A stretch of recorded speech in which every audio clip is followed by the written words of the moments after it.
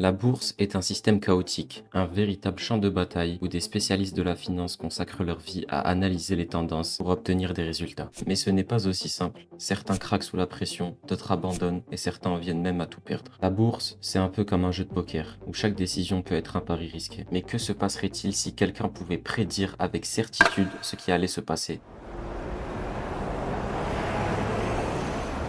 Pour battre le marché, les analystes financiers essaient de déterminer la juste valeur des actions. Cela signifie qu'ils essaient de prédire à quel prix une action devrait être en se basant sur des éléments comme les dividendes futurs. Les dividendes sont des paiements que les entreprises font à leurs actionnaires lorsque l'entreprise génère des bénéfices. Cependant, le problème, c'est que ces informations sur les dividendes futurs sont publiques. Tout le monde peut y accéder, ce qui signifie que personne n'a d'avantage sur les autres. En conséquence, il devient extrêmement difficile de battre le marché, à moins d'avoir accès à des informations exclusives que personne d'autre ne connaît. Il existe certains documents inaccessibles au public, mais qui permettent de prédire le cours d'une entreprise, les états financiers. Ces documents détaillent la santé financière de l'entreprise, ses revenus, ses bénéfices, ses investissements et surtout les dividendes qu'elle prévoit de verser.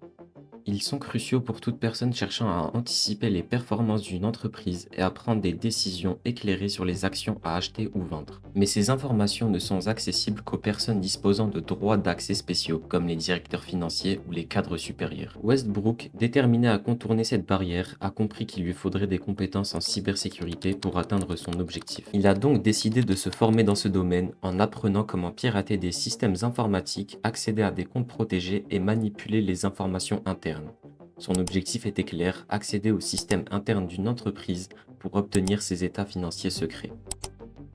En choisissant l'entreprise Tupperware, Westbrook savait qu'il devait d'abord trouver un moyen d'obtenir l'accès à des informations confidentielles. Après quelques recherches, il a réussi à découvrir le format des adresses mail utilisées par les employés de l'entreprise, notamment celui du directeur financier.